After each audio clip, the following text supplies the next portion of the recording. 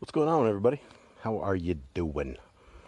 I rarely do videos like this, but because the man is trying to put the boots to all of us, I thought I would help you guys put the boots to the man just a bit. So check this out. Three different plantings, right? By trade anymore, this is what I do. So these stalks of corn right here, these had zero fertilizer, zero nothing. And I'm kind of messy. I didn't plant them, didn't weed them. Zero fertilizer at all, right? It's growing right in the dirt. Haven't mixed anything into it. This stalk of corn right here has, if you can kind of see right here, has been mixed with a I call it holy crap, and it should be probably called holy cow or something. I'll probably call it holy cow because it just sounds sacrilegious, holy crap. So this has had a dose or two of holy cow, right? And so I am going to show you what holy cow does. And all these were planted at the exact same time. There were 3 pieces of corn planted in each one of these. And if you can see the success rate of it, the very one that has zero fertilizer actually brought up 3 stalks of corn, but they're real small, right? The stalks right here at this stage, they're pretty small, and they're kind of a yellowish versus a dark green. And so this has kind of a bigger stalk.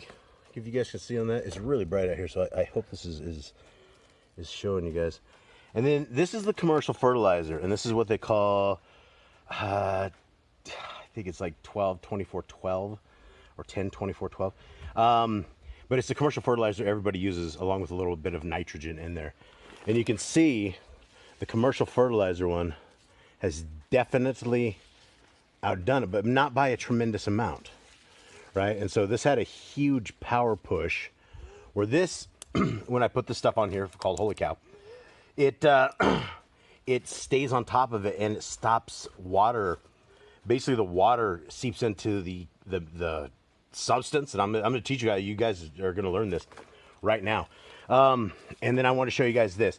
These 5 pieces of corn right here, I planted 1 in each hole, and we put them in, instead of covering the hole up, we just put a ladle full of this holy cow in here and let them grow up through this. And these might actually outdo all the others because of where they are. You know, it's just, they look really good as youngsters, and they all came up. We had 100%, where the only other 100% was that. And usually when you plant 3 or 4, you'll end up with 2. I don't know if it's just because the stuff down here isn't maybe so Monsanto'd, I don't know. But these are some other pieces of corn that we had that just were growing in a pot. And we put the holy cow on it, and I also put, it had commercial grade stuff. So, and this wasn't planted at the same time. So these 3 in the back were all planted at the same time. Sorry guys, it's probably a super fast pan. And these right here, they were planted many weeks after. So these have come up and are actually doing really well. All right, so let's get to the process. All right, this stuff really smells bad, guys. This is some really strong stuff. Okay, so this is where it begins, guys. You need a half of the 5-gallon bucket right here, right? Fill it up halfway with cow crap, completely steaming cow manure, the freshest stuff you can get. Scoop it up, don't get the rocks underneath of it. Fill it completely up so it's halfway completely full. Then you're going to take that and you're going to fill it up from there to the top with water, right? Throw all water in there. And you're going to leave it in there, and you're going to stir it up. And I have a holy cow ladle. And so right here, right? So you're at the process of making this stuff. You have water all the way up to here. You leave it in there for a couple of days, right? Then what you do is you take this and transfer half to one bucket and half to the other bucket, right? Exactly. And they'll come up halfway on both of those, and you'll be done with the one. Okay, so from here, this is where it might get a little weird for you guys, but this is just water. You will have one of these completely full of human urine. Now, if you looks really orange and looks really bad, human urine, you probably wouldn't want to use it. You want somebody who is somewhat healthy, that their urine is kind of a clear color, and you don't want to let it go very long. The longer the human urine sits, the higher the pH goes. So I have pH strips. You can get those in just for a couple bucks. And when you're done, in a couple of days, filling up a gallon jug of human urine, pH it, and make sure mine's usually around 6 to 6.5, something of the sort. So at this process, you have half, right? This is half full of water and manure. That's half full of water and manure. You're going to take a half a gallon. You take half of the gallon of urine and stick it in that. Half of the gallon of urine and stick it in that. Then what you need to do is fill up the rest of it to the top with water. And these aren't as full as I want them because we just barely process this stuff. And this stuff is extremely, extremely foul. As you get up from the bottom of this stuff, it's almost like, it's like a living bandage. Oh man, it smells so bad. Okay, and so this right here, this kind of concoction, fill it up to the top and leave it for 1 or 2 days.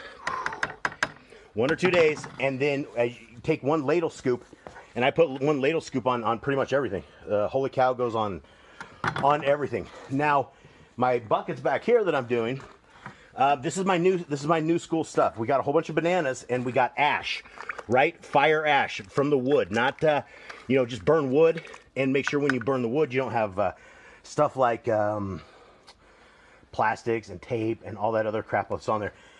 And so this is a bunch of just firewood ash and banana peels, and they've been sitting out here for a long time, and they smell very righteous as well. And I'm going to work in 1 scoop of this and in 1 scoop of this. And so this is a higher nitrogen base because of the human urine, where you're using half. You can decrease the urine a little bit if it's too hot for your plants. And I'm just going to let this sit. Right, we're going to scoop this around. And man, this is liquid gold, folks. They just raised the price of fertilizer for us. You can't even buy it anymore. It's like $53 a bag for fertilizer. That's up from like $30-some just a little bit ago. So that is the secret right there, right? Free fertilizer. And this is the effects of it. And I use all of this stuff in my fields now. So whenever I go out and I plant with this stuff, we plant it up, and it totally puts one to the man, because when fertilizer was in, it was okay buying $30 bags, things of that nature. But now that they're shutting off fertilizer and trying to kill the world, this is what it is. So the commercial fertilizer is still best, but I believe as we adjust things like adding in the banana peels and the ash, definitely want to add ash. There's tons and tons of calcium inside of ash.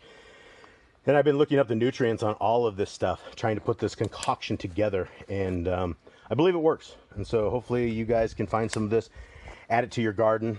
Super easy to fertilize this stuff on a small garden. And we have a lot of corn that we're growing up in the fields that we're running this to as well. And the thing about this is, when you plant this in the ground, and you, instead of filling it with dirt, and you just fill it full of this stuff, the entire top of this becomes, that greenish color. And the seeds down here in South America, we have a ton of water. And so this has been protected. These have been out in the elements at all times, so we don't take these ones inside. And so these are all out in heavy rains, and they are, they're doing really well. And the manure definitely outperforms with nothing at all. And this is, hopeful, where we see these coming up at such a young stage, and they all look really good. So, guys, I hope you're going to do it. I hope you're doing good. I hope this saves you guys some money and puts one to the man. I am out.